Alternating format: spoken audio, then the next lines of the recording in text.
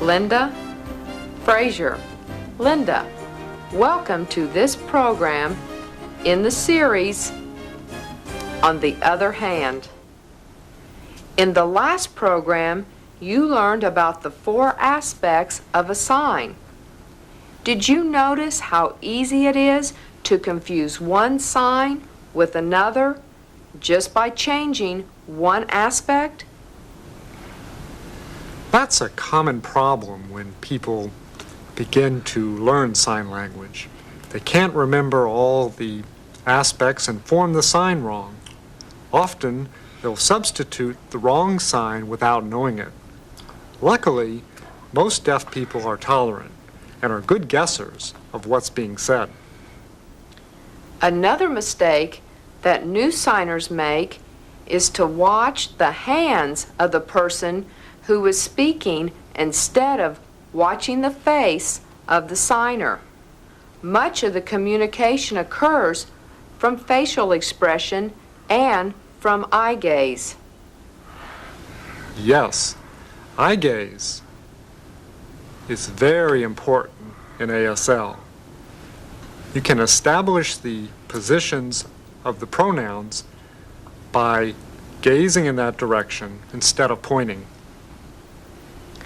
The person who is signing may not maintain eye contact all the time, but will look at the other person to indicate that a response is expected, such as a response to a question, comment, or a command.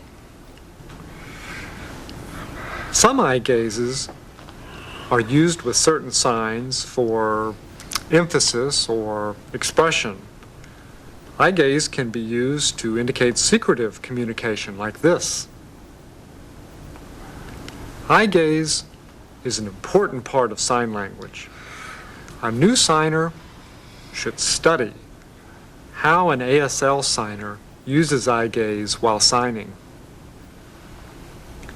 In this program, you will learn food signs. But first, let's look at the classifier, the inverted V.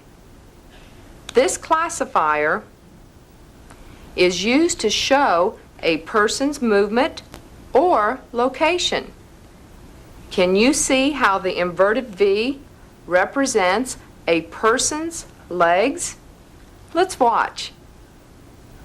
This is the classifier called the inverted V. In some signs, it can indicate the location or movement of a person. Sometimes you will notice that the fingers of the hand are bent, as if the person's legs were bent at the knees. Here are some signs that use the inverted V to show a person's movement. Stand. Stand. Fall. Fall. Dance. Dance. Jump. Jump. Lie. Lie. And now some bent inverted V signs. Sit. Sit. Swing. Swing. Kneel. Kneel.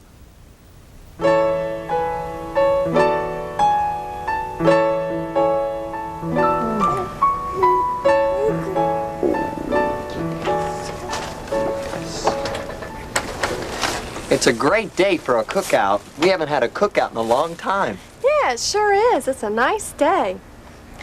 I'm going to take Greg into the house and feed him so we can all eat together while he sleeps. There we go.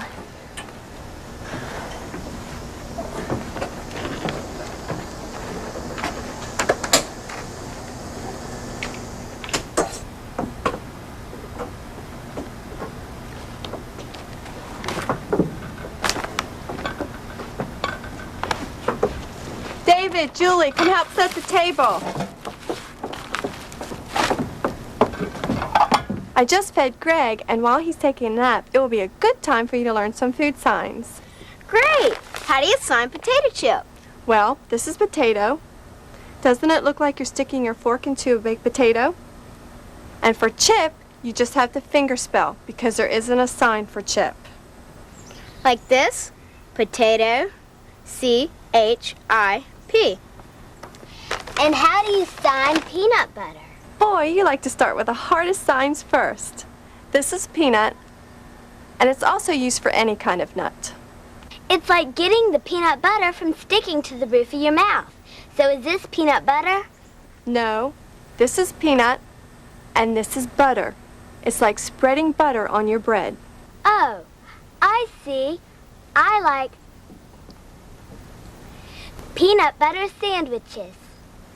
Hey, Mom, what's the sign for sandwich? There are so many signs for sandwich, I don't know which one to teach you. Watch. Sandwich, sandwich, and sandwich. Which do you like best? Sandwich, sandwich, and sandwich. I like this one best. Sandwich. I like this one. I like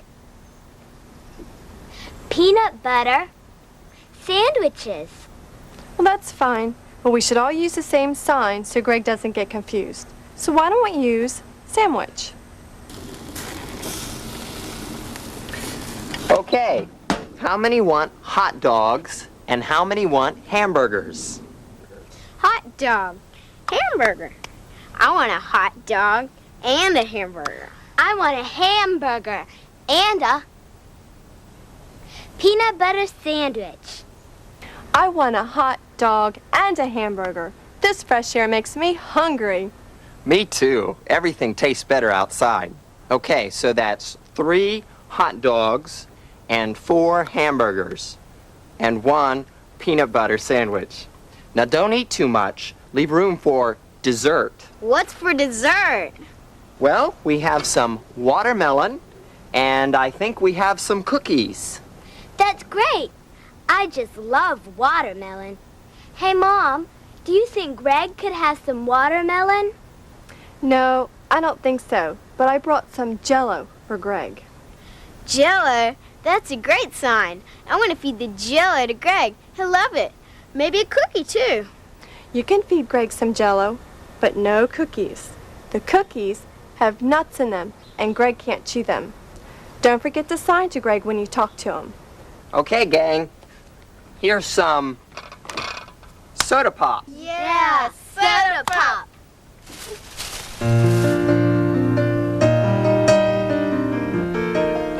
Deaf Smith was an important character in Texas state history.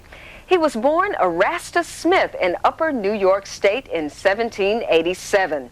As a sickly child, he lost his hearing at a young age. He first set foot in Texas when he was 30 years old, and at 34 moved to San Antonio as a permanent resident. At that time, Mexico owned Texas, and Deaf Smith picked up the Spanish language despite his hearing loss.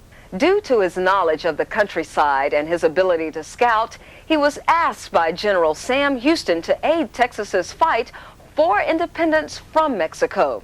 It was at the Battle of San Jacinto that Deaf Smith made his greatest contribution. In the heat of the battle, when the Mexicans were retreating, he suggested a bridge be torn down to prevent their escape.